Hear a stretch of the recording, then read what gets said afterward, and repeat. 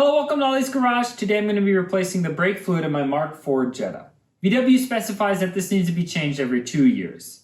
It's really important to change your brake fluid because it is a hygroscopic fluid.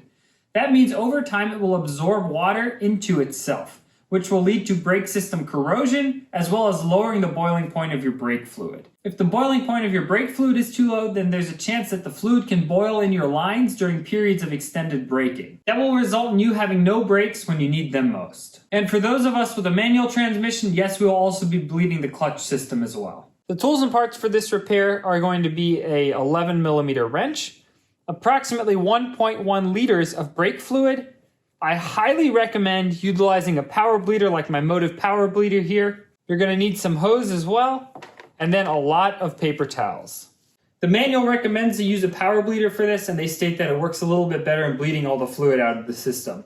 Therefore, I will only be using this. If you don't have a power bleeder, I highly recommend you purchase one. They're not that expensive, and they make brake bleeding jobs a one-person job, and they make it go a lot more quickly. I've got my vehicle on 4 jack stands, and now I need to remove all 4 wheels.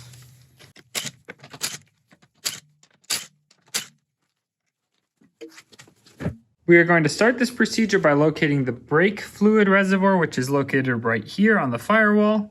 I've already started, but I always surround my brake fluid reservoir with paper towels. Brake fluid is very caustic and it will dissolve paint and other materials, so you want to make sure that you don't drip any anywhere. So I always cover my whole brake fluid reservoir like this in paper towels. Next, we're going to unhook this connector. Just pull back on this little tab and then pull it straight off.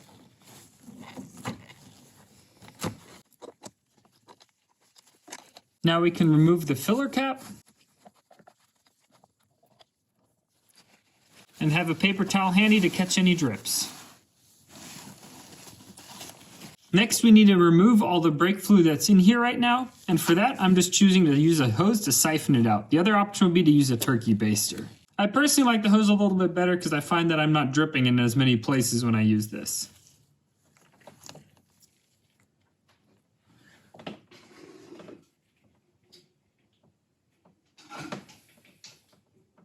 You want to continue siphoning out fluid until there's no more fluid coming in through that little net in the bottom there. Grab new brake fluid and fill up the reservoir.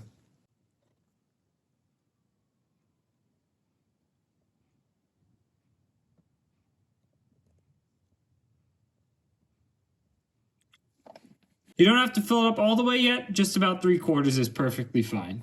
Now you can add a liter of brake fluid to your power bleeder.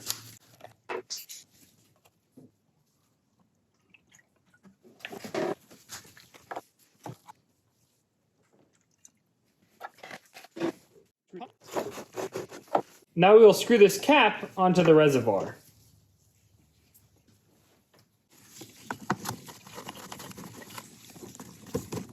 Pump your bleeder up to 10 psi.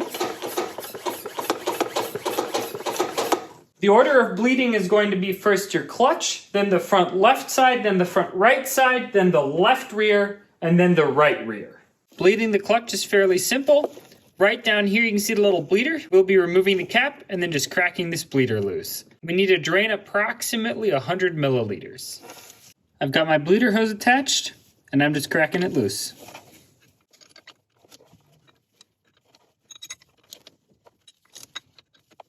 There we've got fluid flowing.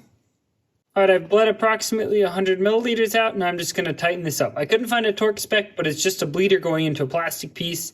So don't over tighten it, just make it nice and snug.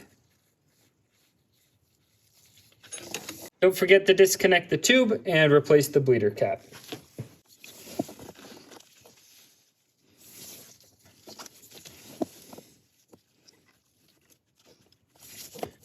Now that I've bled the clutch, make sure to operate it a few times.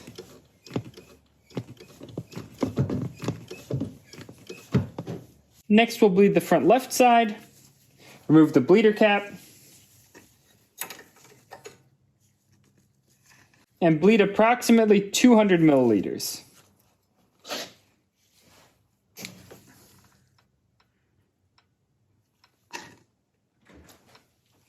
After you've bled about 200 milliliters, close it up. Just make it snug, remove the hose. Bleeder torque is 11 Newton meters or 97 inch-pounds.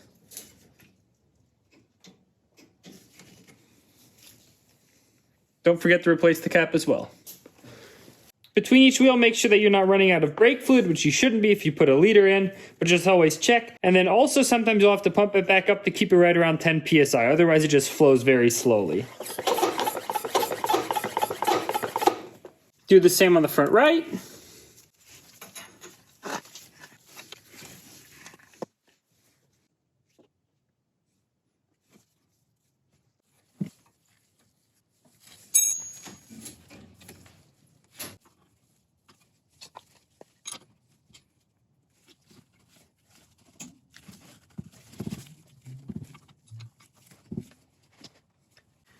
And then in the rear, you can let out about 300 milliliters. My rear bleeders were getting pretty hard to move. And if you look, there's a bunch of oxidized aluminum in here, so I removed it. Nothing that a quick tap can't fix. These threads are a lot cleaner now. We greased them with a little bit of silicone grease.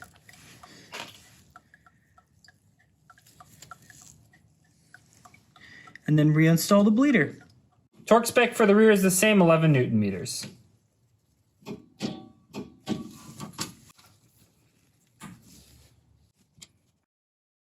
Now that I'm complete bleeding, you can see there's still pressure in my power bleeder here. To relieve that, we will open this cap right here. Do not open that one, otherwise you're going to shoot brake fluid everywhere.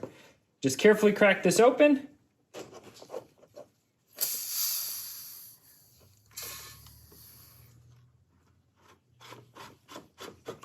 Now we can remove this hose from the reservoir.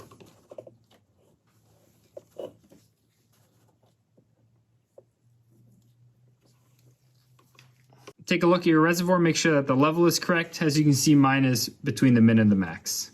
Grab your cap, screw it back on. Reconnect this connector. And then remove all these paper towels.